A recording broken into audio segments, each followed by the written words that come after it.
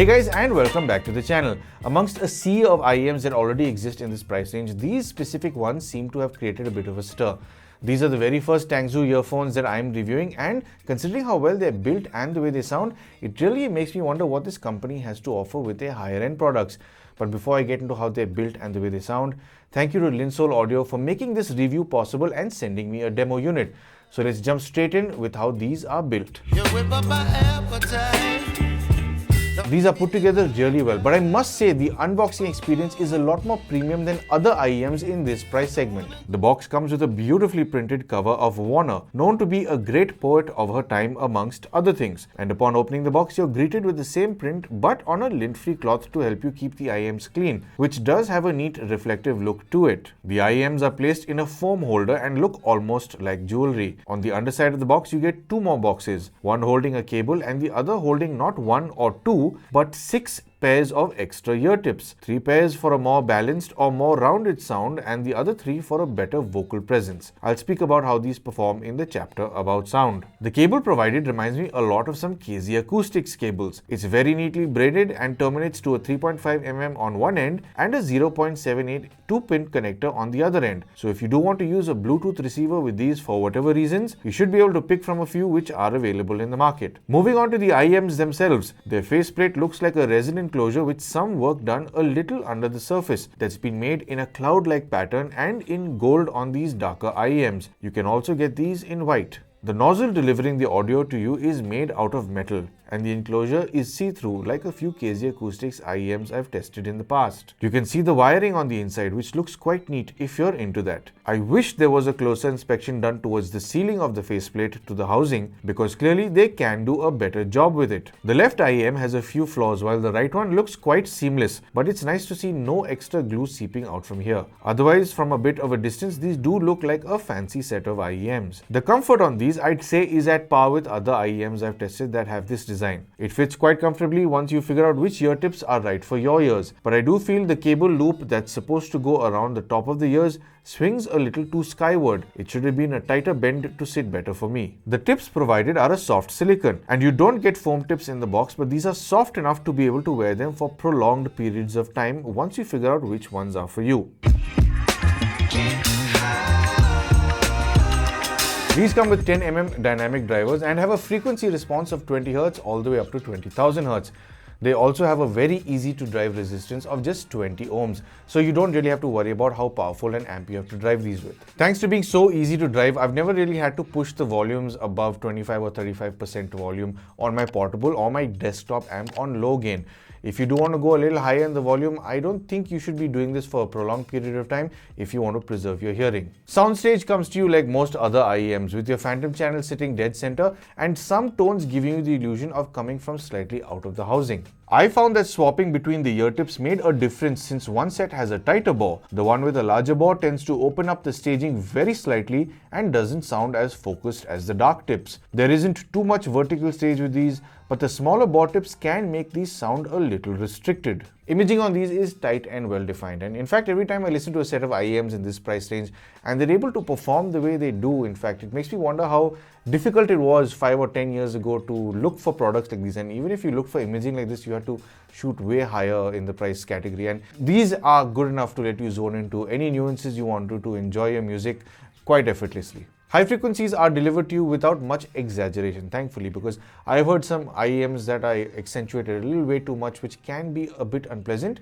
These are not that. It's got a soft delivery whether you're listening to jazz or rock. It might seem like it's missing detail because of not being as accentuated in this range as some other IEMs, but it manages to give you good detail with brushes, cymbals or any percussive instruments. If you're looking for exaggerated shimmer or sparkle, these won't be the set for you. But having said that, these are not lacking in richness in this area at all. Listening to Fleetwood Mac's Everywhere, there's a lot in this high frequency range I remember hearing with other IEMs that these don't do as emphatically. These have a more relaxed approach in this range, which will certainly let you listen to these for longer listening sessions, since it's easier on the ear and a little more enjoyable since it's not pushing this range down your throat. The upper mid-range is elevated, but not to an extent where it gets sibilant, but it can get close to doing that though. There is a slight recess in the mids and lower mids, but not to an extent where it sounds lower in volume. Rather, this range comes off as coming at you from a little bit of a distance, giving these a little more dimension with its staging. Listening to Adele's easy on me. Her voice isn't carried over with as much strength as I've heard before and can seem a bit on the thinner side because of that recess in the mids. This tends to get a little more prominent when listening to male vocals. They are pushed a little further back, but there is no loss in overall clarity in this range because of this pullback. Lower frequencies are delivered without much fuss. It seems to sit on a flatter plane, so sounds terrific if you're into a trueness in its delivery. If you're a bass head, it's best to look elsewhere because these work well for genres like classical,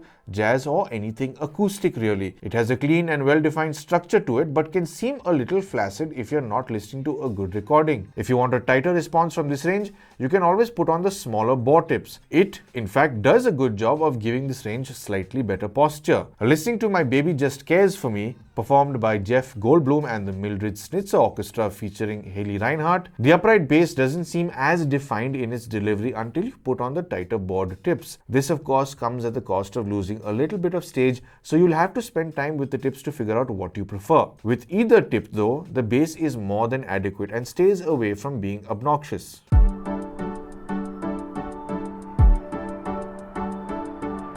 So to sum up, when it comes to the overall build, I do like the overall finish of the IEMs except for that little bit of glue that you can see on one of them. I'm sure the quality control needs a little bit of work when it comes to this. Like, I know I shouldn't be complaining about this because they cost as much as they do, but it's the little things that count in the long run, because I'm sure if you're a first-time audiophile getting into this hobby and you see how well these can be constructed, like one of the earphones are, it's small details like this that can help make somebody appreciate the hobby that much more, even at this price range. Take the work they've done on the IEM, for example. That little bit of gold lining they've done with the cloud-like design it's beautifully done. In fact, if you were to hand these earphones to somebody who has no clue about the hobby and how much these things cost, I'm sure they'll be shooting much higher with the price when they see these. The cable, of course, does seem standard with what you get. It is a nice cable. I like the fact that it's gold plated. I think most of them are now. There are very few that aren't doing that. On a sound front, I find myself quite liking these earphones because I have heard a few IEMs that are a little too bright to give the illusion of being more detailed, but the problem with those is if they're tuned to be that eccentric in that specific sound frequency, it tends to hurt the ear after longer listening sessions. So if you're traveling a lot or if you're sitting at a desk, listening to boosted highs for a long period of time can be very fatiguing. So this doesn't do that, which is quite enjoyable. And another thing I quite like is the ear tips that they've provided. Now, I've heard before that people do tip rolling with IEMs. I am pretty new to the whole IEM game myself, but I have finally seen that there is a difference between tip rolling, because with the larger bore and smaller bore, there is a significant change between the way it stages, the way it delivers its bass. So it's worthwhile playing around with these if you were to buy these and shuffle between them a few times just to see which one you prefer. These have a very good combination of imaging, staging, and even the way they've been tuned. I do like the fact that they're not over exaggerated when it comes to the bass. I do like the fact that they're not too thin, because there are a lot of IEMs that have a lot of focus in the highs and the mids, and there's just not enough adequate bass. So these are adequate. These are more than adequate, but they're of course not for a bass head. So if you're coming to these from a set of truly wireless earphones, those are known to be a little more bloated or a little heavy in the bass. This is not going to do that. This is going to give you a much truer delivery of sound, which I think a lot of people will appreciate if you do listen to acoustic genres. So even if you listen to indie stuff, it'll be a lot more enjoyable on this rather than use something that has a lot of exaggerated frequencies. If you are a bass head and you're coming to these from a set of TWS earphones, do not expect the bass to be earth-shattering. These deliver in a very true manner. It's a lot more easygoing when it comes to the bass. I wouldn't say it's over-exaggerated or it's under. It's just about right. It's adequate, and if you do want a little more kick, you can always try the rolling with the tips. But all in all, I do quite like the way these sound. They are quite unoffensive. They don't hurt the ear in the highs. They are quite pleasant on the mids. I do wish some vocals were a little more rounded, but I think I'm asking for too much from IEMs that cost as much as these. For the cost, I think they shoot way above their price range. So would I recommend these? I'd say absolutely yes if you're an individual who's thinking about stepping into the audiophile hobby. These obviously are not maybe the best IEMs that are out there, because there's no end to the audiophile hobby. You can go somewhere where it costs thousands more dollars. So when it comes to this specific price range of all the IEMs I've heard, I think these do stand out because I do have a few favorites. This one comes very close to being somewhere there as per what I remember how those sound. This is very pleasant to the ear. It is unoffensive. Detail recovery is superb, and you can tell a difference whether you're listening to a good recording or a bad recording. And honestly, it's a very good way to get into the hobby. So if you are that individual and you're planning on picking these up, at the time of recording this, these are presently being sold for about $19, which I think is an absolute steal considering how well it's built, the way it sounds, just the overall, even the unboxing experience is really premium for the price. So I'd say that these are a no-brainer if you do like the design and you think the way I've described it would suit your taste. And I will leave the links down below should you want to buy these. So I do hope that you found this video informative, and I hope that I've helped you make some sort of purchase decision. If you would like to support the channel, I'm sure you know exactly how to. But of course, thank you for tuning into Paul's POV for some sound advice.